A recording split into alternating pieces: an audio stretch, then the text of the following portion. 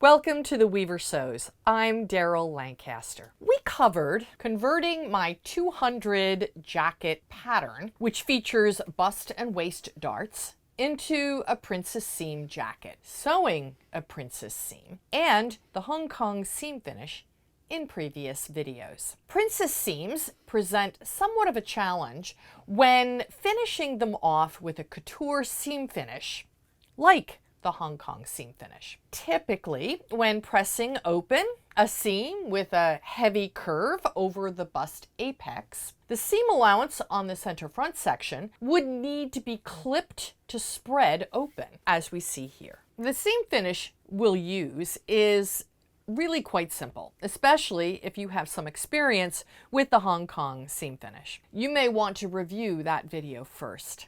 The link is in the show notes below. The challenge of this Welt seam finish is more spatial, since the instinct is to put things together, right sides together. The first step for this seam finish is to determine which half of the garment section will need the seam finish. So let's look at the inside of this unlined jacket.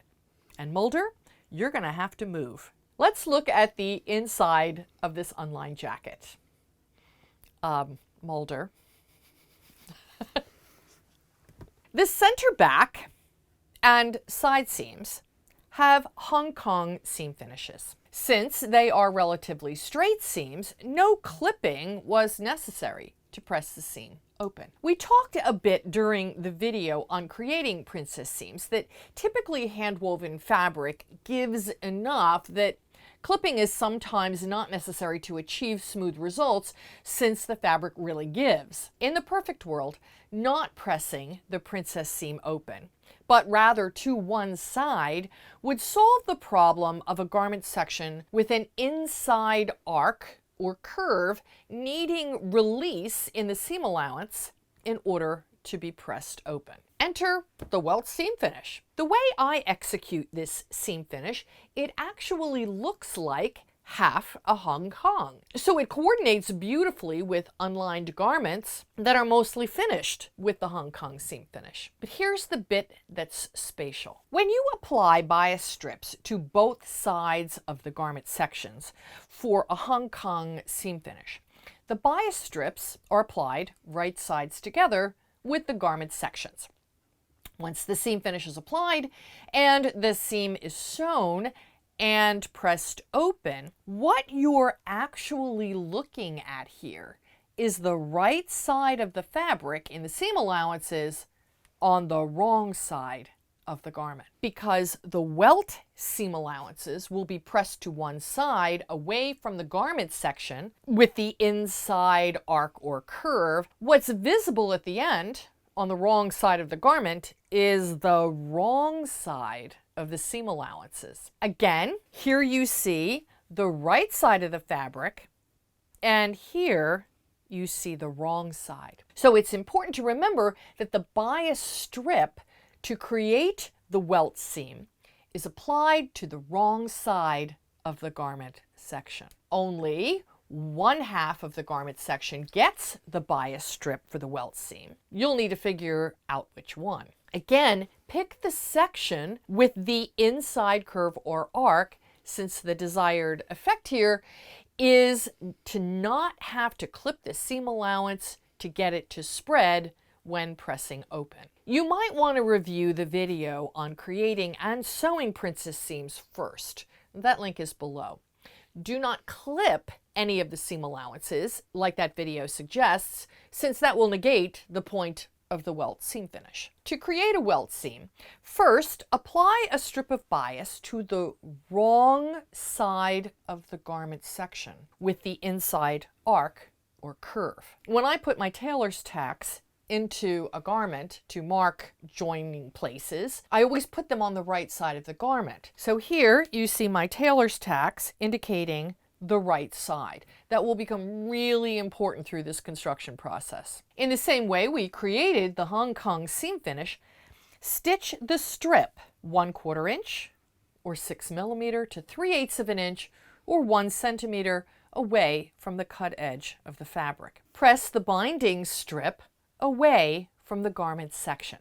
Remember, you are still looking at the wrong side of the garment. Wrap the strip around the cut edge very tight to create the seam finish and stitch in the ditch alongside the binding where it meets the garment fabric through all layers. Trim any excess binding from the back of the piece, which is really the right side of the garment. Really, I told you this was spatial. Check for the tacks.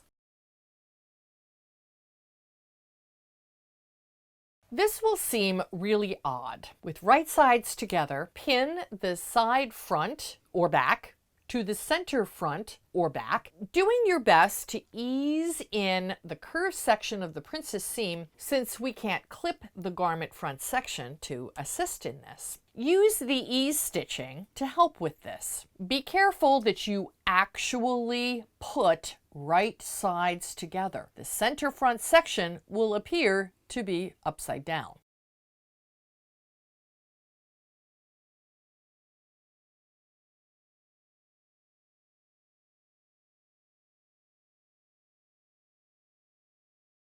Stitch a normal 5/8 inch or 1.5 centimeter seam.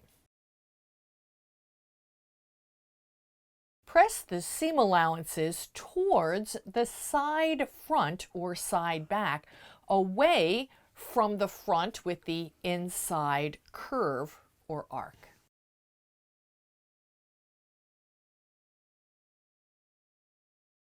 This will be a really bulky seam, especially if both sides are hand-woven fabric. To reduce bulk, lift the finished center front section seam allowance and trim away some of the bulk of the seam allowance underneath, down to 1/4 inch or 6 millimeters. If the fabric is really ravelly, like a hand woven, trim only 3/8 of an inch or 1 centimeter.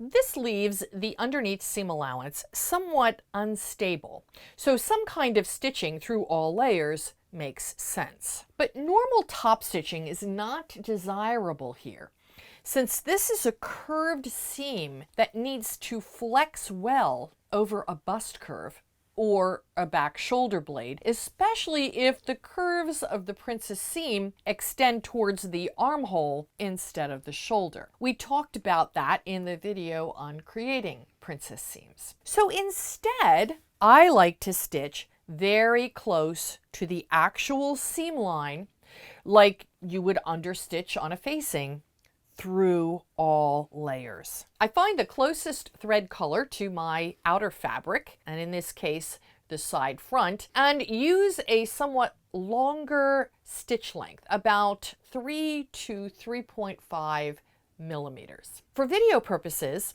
I've used a contrasting thread. Avoid backstitching. The ends will get caught in other seams. You'll want to keep this stitching clean. On the inside, the Welt seam finish is secure and coordinates well with the Hong Kong seam finish, but you might want to consider adding an additional step. I know that this seems like a lot of extra work, but I like my seam allowances to lay flat on the inside of an unlined jacket. And this is especially important in a welt seam because a floppy seam allowance can expose the trimmed seam allowance underneath, causing additional abrasion. I use an invisible catch stitch underneath the welt binding to attach the welt to the wrong side of the outer fabric.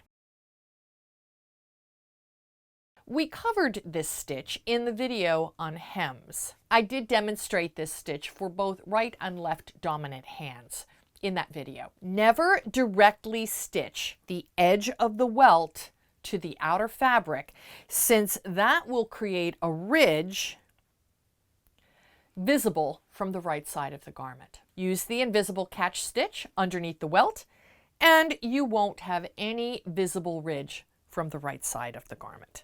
In fact, for this hand-woven jacket, I went ahead and used that same stitch to secure all of the Hong Kong seam finished seams as well. The Welt seam finish is yet another tool in your arsenal of seam finishes and techniques that will turn any garment, especially one that is hand-woven, into a prized possession worthy of your skills and creativity. I'm Daryl Lancaster for The Weaver Sews.